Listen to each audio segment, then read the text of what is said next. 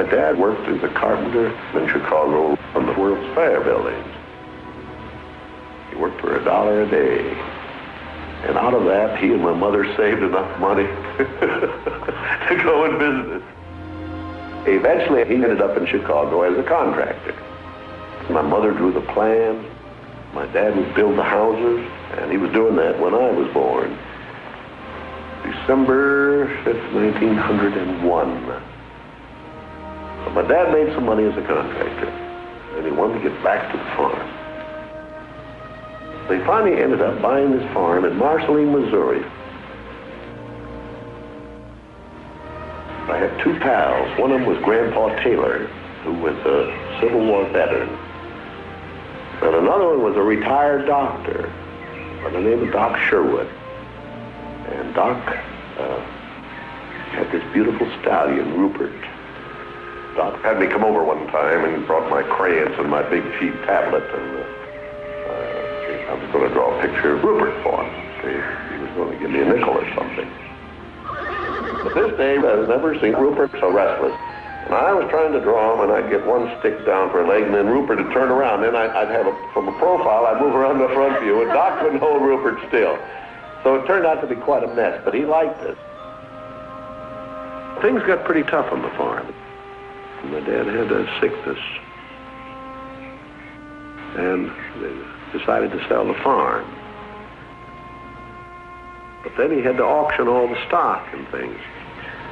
And it was in the cold of the winter, and I remember Roy and myself going out and going all around to the different little towns and places, tacking up these posters of the auction.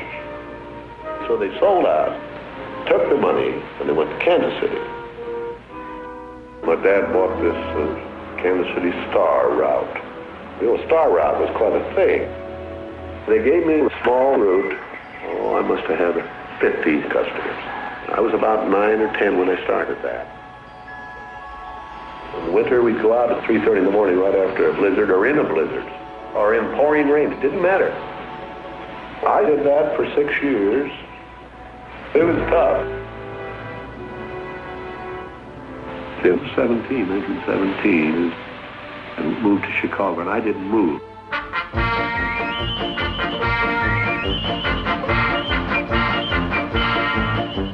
In the meantime, Brother Roy had joined the Navy, so I wanted to join it. Another boy, I don't think he's as old as I was, but he looked over. We went to the Navy, and they turned us down. They were too young. Finally, this kid come in to me very excited. He says, there's something just forming here that you and I can get in. I said, what is it? He says, an ambulance unit.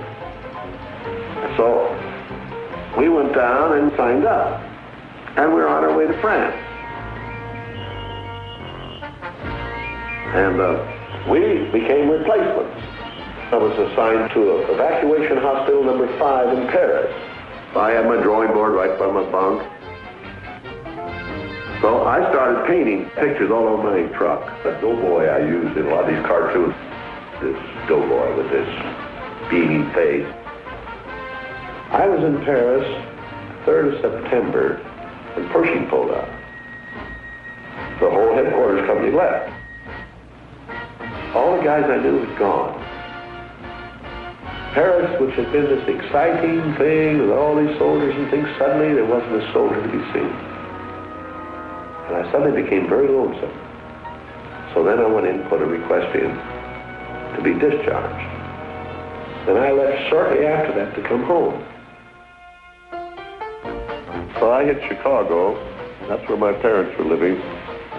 And my father said, Walter, Mr. Scrogan, he's got a job for you, $25 a week and all of that. And I said, Dad, I want to be an artist. And my dad, he just couldn't buy that. So I went to Kansas City, and Roy was in Kansas City working at a bank. So I went into this Kansas City film ad company. So that was where I got started in the animation business. The first money that I made, I bought myself a motion picture camera called the Universal.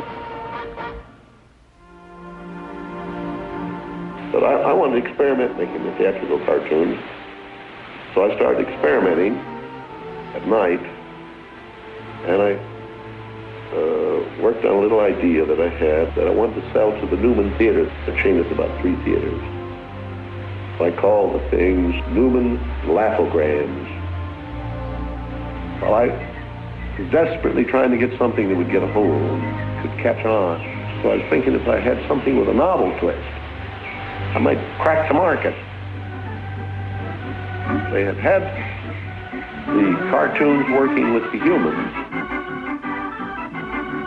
The cartoon would always come off the drawing board and run around in a real room and work with a real person. I said, well, maybe I'll pull a reversal on that. I'll put the humans in with the cartoon. I found a little girl that had been posing for some of the commercial things.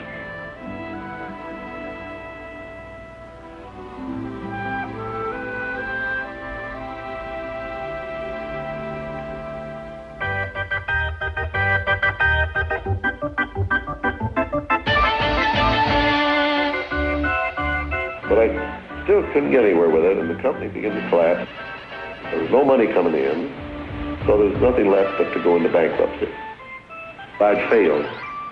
But I learned a lot out of that, and I think it's important to have a good, hard failure when you're young, you know?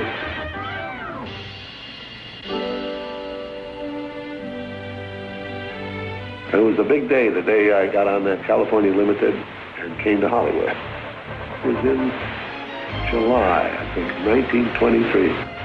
I was 21 going on 22. Now, my brother Roy was already in Los Angeles. Both of us were unemployed. We solved the problem by going into business for ourselves. We established the first animated cartoon studio in Hollywood. Several years of producing one series after another on shoestring budgets followed. Mickey Mouse came into our life. He popped out of my mind onto a drawing pad on a train ride from Manhattan to Hollywood at a time when the business fortunes of my brother Roy and myself were at lowest ebb and disaster seemed right around the corner. Mickey's first actual screen appearance was at the Old Colony Theater in New York in Steamboat Willie. I did the voice.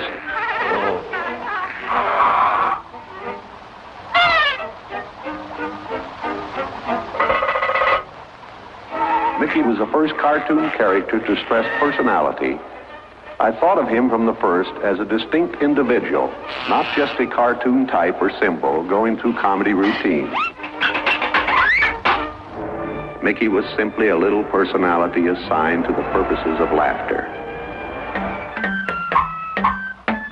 By nature, I'm an experimenter, so with the success of Mickey, I was determined to diversify. I had another idea which was plaguing my brain. It was the Silly Symphonies. It was a series without a central character. With a series like that, I felt it would give me a chance to really develop my medium. The first of that series was called The Skeleton Dance.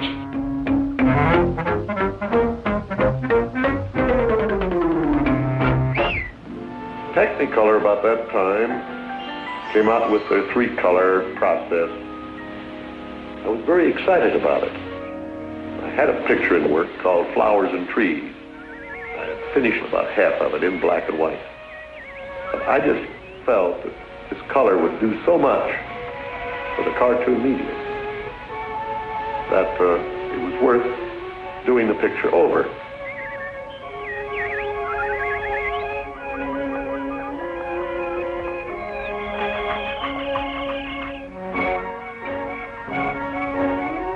Flowers and Trees opened.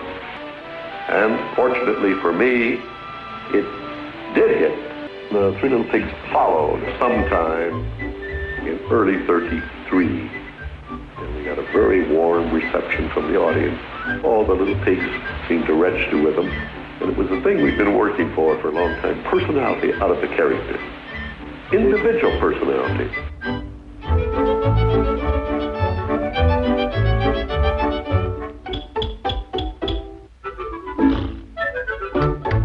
The handwriting on the wall early, because the short subject is just a filler on any program. I just felt I just had to diversify my business. Now, if I could crack the feature field, I could do things. I had done a little story research on different fairy tales I might do, and Snow White was one of them. It's the thing I remembered as a kid. I saw it in Kansas City one time when I was a newsboy. They had a big showing for all the newsboys, and I went and saw Snow White. It's probably one of my first big feature pictures I'd ever seen.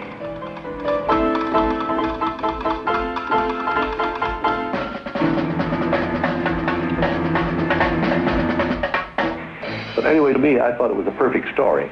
I had the heavy, I had the prince and the girl, the romance.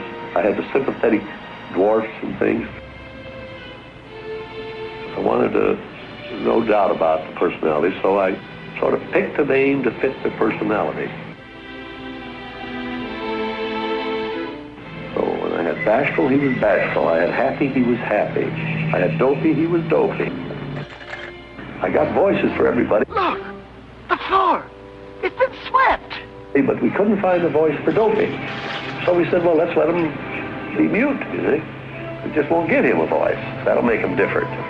And it worked. We started Snow White sometime late 35, and we had it running in the theaters December 37. So actually it was around 2 years in the making.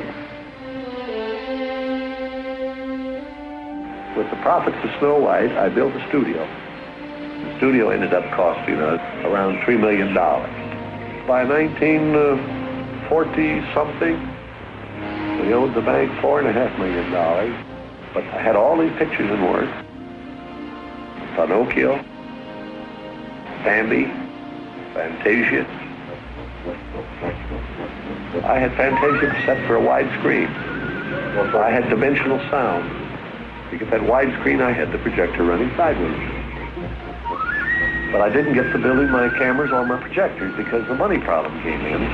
I think if I'd have had the money, if I could have gone ahead, I'd have had a really sensational show at that time. During the war, we did briefing films for the Marine Corps on the landings on the island, and they were all very top secret. We did a heck of a lot of islands I've never heard of. I think we did over 4,000 insignias. But after the war, there was quite a problem picking up the pieces. I want to go beyond the cartoon. I thought if I could get into live aim, that there's things I could do.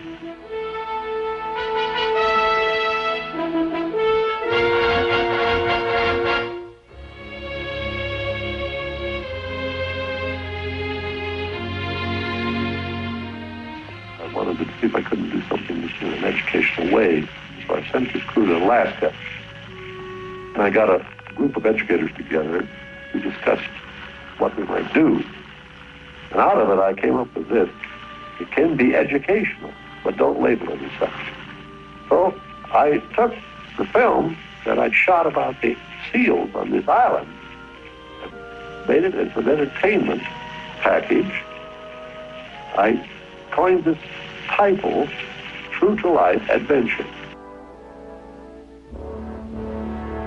And I wanted enough different types of things that I could do with my organization that I could fall on my nose with one of these pictures, but I had another one right behind it that would hit.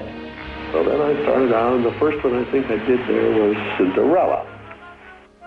Then the next one on the schedule was Alice, but I had another one coming right behind it. I had Peter Pan.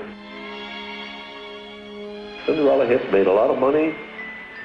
Alice, one of them came out and just made a nosedive, you see. Cinderella, you pulled for Cinderella. You felt for Cinderella. Alice, there are millions of people didn't care about Alice. There's no heart to it. Without that heart, you see, I don't think anything will last. In other words, with every laugh, there must be a tear somewhere, and I believe in that. Oscar.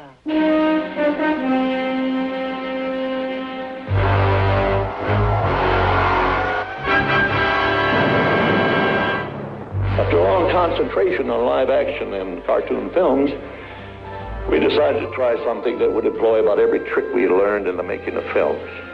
We would combine cartoon, live action, in an enormous fantasy, Mary Poppins.